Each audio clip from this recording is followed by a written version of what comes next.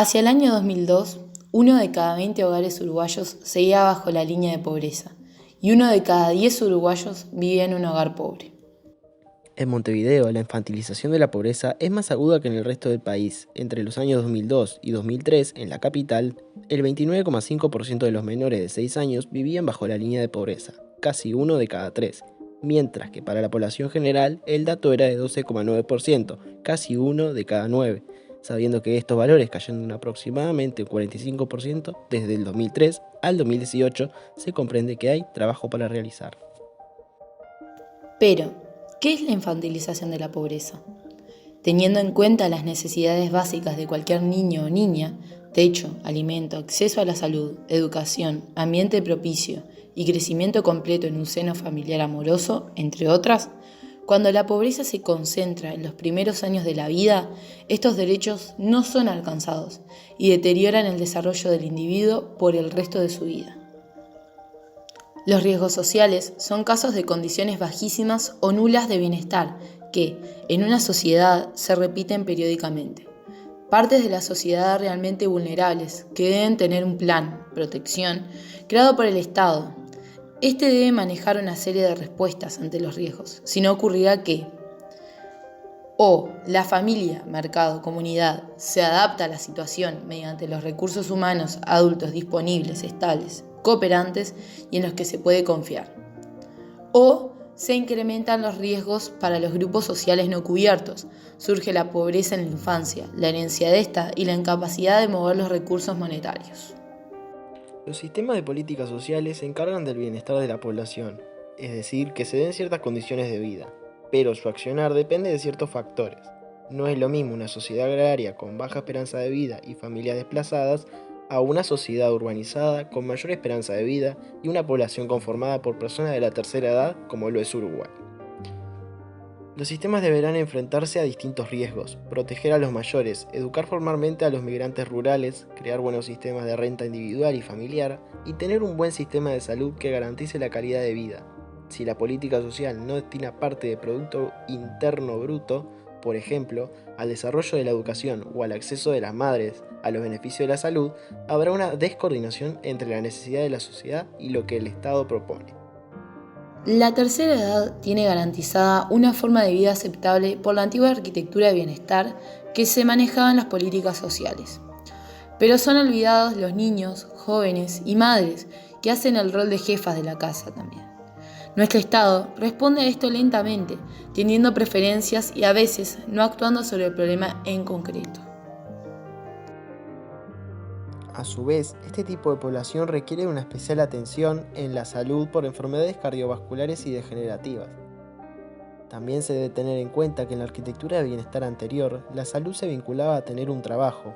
Entre los años 1997 y 2000 surge un sistema público de salud. Los niños y madres con baja formalidad laboral y poquísimos recursos económicos no tienen respuestas en cuestiones sanitarias en la actual arquitectura de bienestar. El modelo familiar anterior se conformaba un matrimonio con hijos, donde la figura masculina traía el dinero y la figura femenina era quien cuidaba a los hijos, reduciéndose su función en el hogar a la función reproductiva. Totalmente diferente es el modelo actual, familias monoparentales, donde las mujeres también salen a trabajar a un mercado laboral que aún le es desfavorable en comparación a los hombres. O uniones libres es otra de las opciones. La política social se aplica sin tener en cuenta los cambios de los últimos años. Visto que las familias en las que crecen los niños con carencias importantes debemos tener en cuenta el ingreso al mercado laboral, para los padres el mercado sufre desbalances en su estructura y las relaciones laborales que forman son poco firmes, y aunque cada vez son menos, aún sigue habiendo niños que trabajan para sobrevivir y no vivir como deben. Si naciste en una familia de pocos recursos, difícilmente salgas de esta situación, ya que es una especie de cadena que si no se rompe por agentes como la educación, horas sociales, por ejemplo oratorios, va a continuar. La educación no es equitativa y presenta aún segregación de clase socioeconómico, causando repetición de cursos y abandono de los mismos antes de completarlos. Todos los niños, sin importar clase, religión, sexo, deben acceder a un sistema preescolar fuerte y a escuelas preferentemente de tiempo completo. tener una buena formación para acceder al mercado laboral posteriormente y contar con un seguro de desempleo desde el día 1. Profundizando, adentrándonos en el tema, debemos de conocer el panorama. Para eso, comenzaremos a analizar la pobreza a nivel mundial, a nivel latinoamericano y derivar a estudiarlo en Uruguay. En septiembre de 2015, la Asamblea General de las Naciones Unidas dictó un conjunto de metas para que sean realizadas en los diferentes países, con plazo a lograr en 2030. De todas las metas, resaltamos la erradicación de la pobreza extrema, un objetivo posible para algunos países. En América, Uruguay registra valores que dan indicio de un posible cumplimiento del objetivo propuesto a 2030, sabiendo que en los últimos años el porcentaje de pobreza extrema fue menor a un dígito. El porcentaje de indigencia en Uruguay se ha ubicado en valores cercanos a cero en algunos años, entre 0,2 y 0,3% desde 2014 hasta el presente, teniendo dos excepciones cuando hubo crisis económicas. La primera a comienzos de los años 80 y la segunda en los primeros años del siglo XXI. De estas, los porcentajes de personas bajo la línea de indigencia se acercó a los dos dígitos, 8% en 1986 y 5% en 2004. Retomando el objetivo a 2030, los participantes se comprometen a reducir al menos a la mitad la pobreza en todas sus manifestaciones, haciendo especial foco en un único grupo de edad, la infancia. Según estudios, en la mayoría de los países existe un gran porcentaje de niños que se considera en situación de pobreza monetaria o sufre algún tipo de carencia o privación. Chile y Uruguay registran los más bajos niveles de pobreza monetaria y multidimensional de América Latina, con menos del 10% de la población bajo la línea de pobreza y con menos del 10% con necesidades básicas insatisfechas. Pese a eso, el porcentaje de infantes bajo nivel de pobreza es alto. En Uruguay, el Ministerio de Desarrollo Social registró entre 2006 y 2015 un aumento del porcentaje de personas que no sufren pobreza multidimensional, de 34 a 47%. La disminución del porcentaje de personas que sufren alguna carencia de derechos ha sido moderada de 63 a 52,2%, como también se ha producido una fuerte caída de la pobreza monetaria, de 29 a 9,2%. Si bien la mitad de la población en Uruguay tiene carencia de derechos sociales, dentro de esta población se produjo durante los últimos 10 años un fuerte aumento de los ingresos y la capacidad de consumo.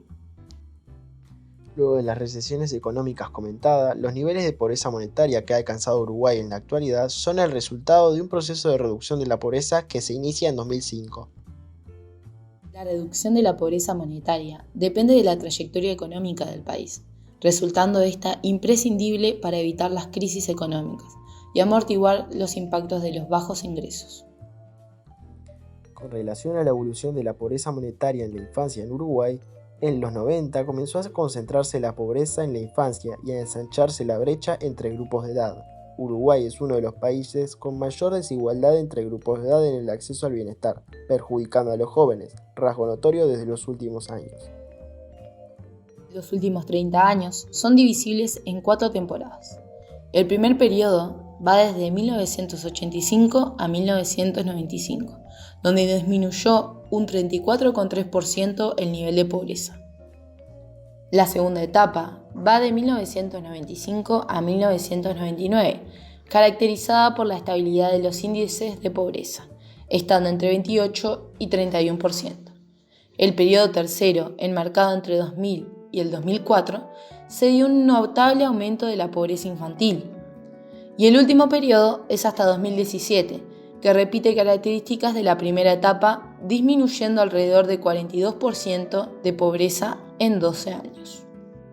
El desbalance intergeneracional se debe a la concentración de la reproducción en los sectores de menos recursos y porque Uruguay es un régimen que mayoritariamente protege a los adultos mayores antes que a niños y adolescentes, que son los sectores poblacionales inactivos, cuyo bienestar debe ser asegurado por el gobierno. El 90% de las 330.000 personas en situación de pobreza se conforma por menores de 18 años y por las personas adultas que viven con ellos. Las personas más adultas, mayores de 65, no son los más afectados por la pobreza. Solo son afectados un 1,9%. Esto determina que en Uruguay la reducción de la pobreza por ingresos en toda la población sea básicamente una meta de reducción de pobreza infantil, avanzar hacia la erradicación de la pobreza monetaria en la infancia, que afecta a más de 160.000 niños y adolescentes. Esto implica prácticamente eliminar la pobreza monetaria en toda la población. La sostenida disminución de la pobreza monetaria que se registró en Uruguay entre 2004 y 2014 han determinado que la pobreza afecta casi exclusivamente a hogares con niños. En otras palabras, se puede afirmar que en Uruguay toda la población en situación de pobreza, un 48% de ella, está compuesta por niños y adolescentes, y un 42% corresponderían a adultos que viven con ellos. Uruguay es uno de los pocos países de la región que el objetivo es posible a mediano plazo. Si se erradicara la pobreza por ingresos en los niños y sus familias, prácticamente se lograría eliminar la pobreza monetaria en toda la población. Otro rasgo que distingue a Uruguay del resto de los países de la región es la muy marcada concentración de la pobreza en el territorio. Casi 2/3 partes de todos los niños y adolescentes que sufren pobreza por ingresos y el resto de las personas que componen sus hogares viven en Montevideo y Canelones, y casi la mitad de todos los niños en situación de pobreza residen en los 4 municipios de la periferia de Montevideo: A, G, D y F. Si se desea reducir la pobreza, se debe de revertir los procesos de segregación residencial y exclusión social.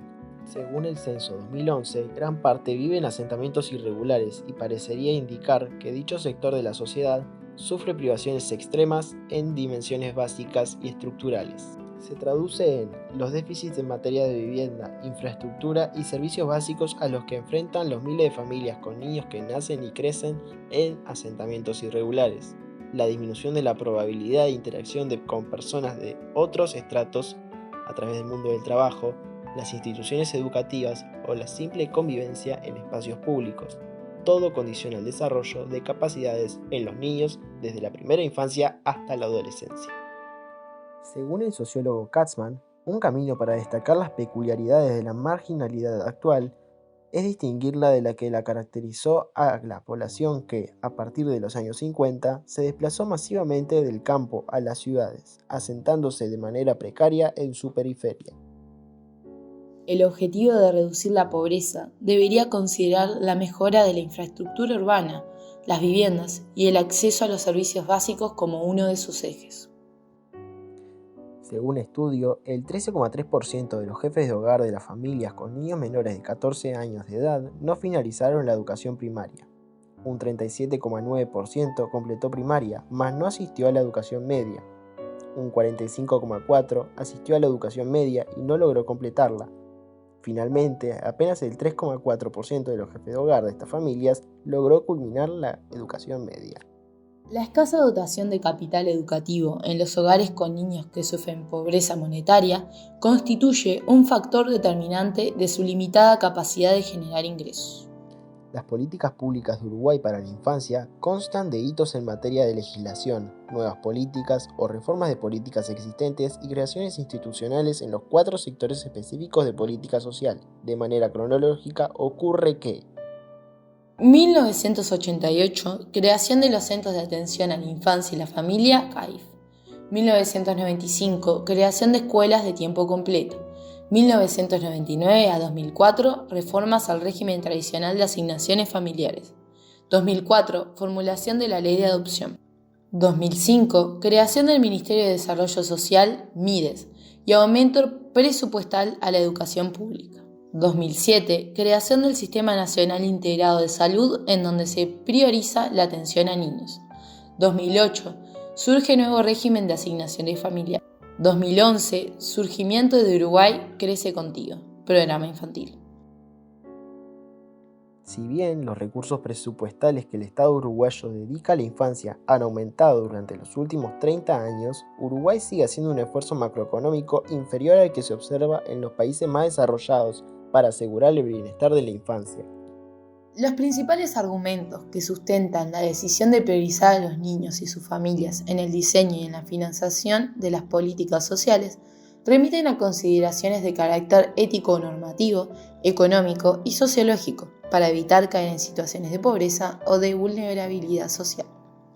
El Estado uruguayo aún está a tiempo de revertir este hecho, con simplemente realizar un esfuerzo macroeconómico mayor en la financiación y prestaciones dirigidas a la infancia y sus familias, para así a futuro poder erradicar por completo la pobreza infantil.